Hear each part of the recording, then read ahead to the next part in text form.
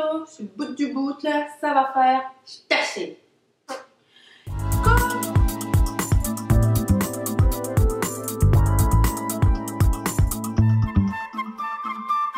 Comment mettre ses limites, comment poser ses limites sans créer de conflit? Question super géniale que j'ai reçue d'une rebelle créative. Je me suis posé cette question pendant des années. Comment poser mes limites sans que l'autre se sente rejeté, blessé ou peu importe. Et donc aujourd'hui, je vais te partager trois étapes que j'utilise aujourd'hui pour poser mes limites sans nécessairement créer de conflit. Mais avant, je vais te lire quand même le mail qui m'avait été envoyé parce que super intéressant comment elle le positionnait. Donc il y a des personnes qui peuvent être impressionnantes par leur énergie ou parce qu'elles dégagent de charisme ou d'agressivité dans leur manière d'être et de parler. Et j'aimerais savoir comment se dégager de cette sensation d'être écrasé, bouffé par leur énergie, autrement dit, comment, sans être nécessairement dans le conflit, leur poser les limites pour pouvoir être à l'aise même en leur présence. Ok? Donc, ce que je trouve intéressant là-dedans, c'est que tu finis par comment être à l'aise en leur présence. C'est ça, comment être à l'aise en leur présence. La première étape que je vais te partager, c'est que, dans mon cas, ce que j'ai fait, c'est que j'ai arrêté complètement de vouloir être en présence de ce genre de personnes. Okay? Je ne fréquente pas des personnes face auxquelles je me sens mal à l'aise.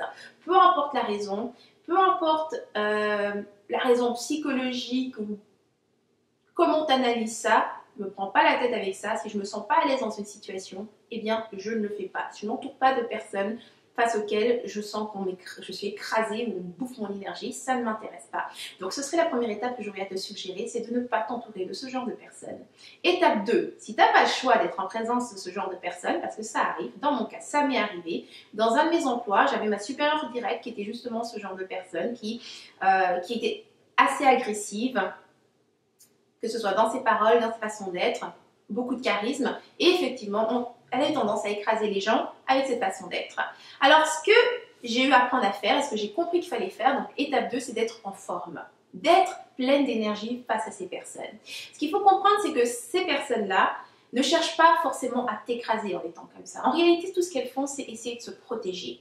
Okay? Elles se sentent très mal à l'aise lorsque quelqu'un les approche. Donc, la meilleure façon de tenir les gens à distance, c'est de justement propulser toute cette énergie à l'extérieur d'elle-même, que ce soit par l'agressivité, par une façon d'être, une façon de parler, bref, elles sont là pour tout simplement maintenir les gens à distance. Parce que si tu t'approches d'elles, elles se sentent menacées. Okay? Alors, ce qui se passe, c'est que si toi, tu es fatigué, que ce soit parce que tu n'as pas assez dormi, pas bien mangé, tu traînes des problèmes émotionnels que tu n'as pas réglés ou quoi que ce soit, bref, tu n'es pas pleine d'énergie, eh bien, avec cette énergie qu'elles sont en train de dégager, elles t'écrasent. Parce que si tu veux, c'est que tu laisses leur énergie te pénétrer. Okay? C'est la raison pour laquelle il faut que tu sois forte, bien enracinée. Et pour ça, tu dois être en forme, pleine d'énergie. Et là, ce qui va se passer, c'est que d'elles-mêmes, elles vont prendre une distance par rapport à toi. Vu qu'elles ne peuvent pas, c'est-à-dire qu'elles ne peuvent pas te traverser, qu'elles ne peuvent pas te pénétrer grâce à leur énergie, eh bien, dans ce cas-là, elles n'ont pas d'autre choix que de reculer et de prendre des distances. Comme je t'ai dit, c'est parce qu'elles se sentent menacées par les autres. Elles ne veulent pas que les autres les approchent. Okay? Donc, quand tu comprends ça, tu comprends mieux pourquoi c'est important d'être super enraciné quand tu es face à ces personnes-là. Et finalement, étape numéro 3, tu leur offres un miroir. Ça veut dire quoi? Ça veut dire que tu vas leur répondre exactement de la façon dont elles t'ont parlé. Et ce qui se passe souvent, c'est qu'elles ne se rendent même pas compte que c'est l'effet qu'elles produisent. Tu vas leur parler, elles vont te parler d'une certaine façon, tu vas leur répondre exactement sur le même ton et elles vont te désarmer. Parfois, elles vont même te demander pourquoi tu me parles comme ça. Et tu vas leur répondre, c'est parce que c'est comme ça que tu me parles. Et souvent, elles vont être étonnées parce qu'elles ne se rendent pas compte de l'effet qu'elles ont. Okay? Donc ce serait finalement les 3 étapes que j'avais à te partager par rapport au fait de poser tes limites sans nécessairement créer de conflit. Ce qui est important en fait à retenir là-dedans, c'est de traiter en fait les gens tels qu'ils aimeraient être traités.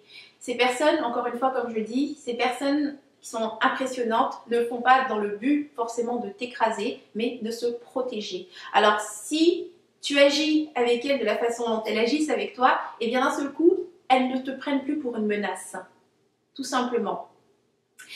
Alors maintenant, j'aimerais savoir ce que tu en penses. Dans les commentaires, j'aimerais que tu me dises des 3 étapes que j'ai partagées, laquelle des 3 serais-tu en mesure d'utiliser, de mettre en pratique immédiatement pour être en mesure justement de poser tes limites sans créer de conflit. Et dis-moi pourquoi est-ce que c'est cette étape en particulier qui pourrait fonctionner pour toi. Donc laisse-moi ça dans les commentaires, j'adorerais savoir.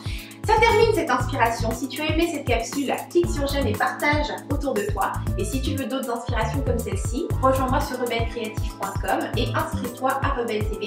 Tu recevras mes prochaines inspirations directement de mon cœur à ton mail. Donc c'était Henriette Ndaka, je te dis à la semaine prochaine et d'ici là, agis comme rebelle créative. Tu vis à fond, sans culpabiliser, sans complexe, sans stress.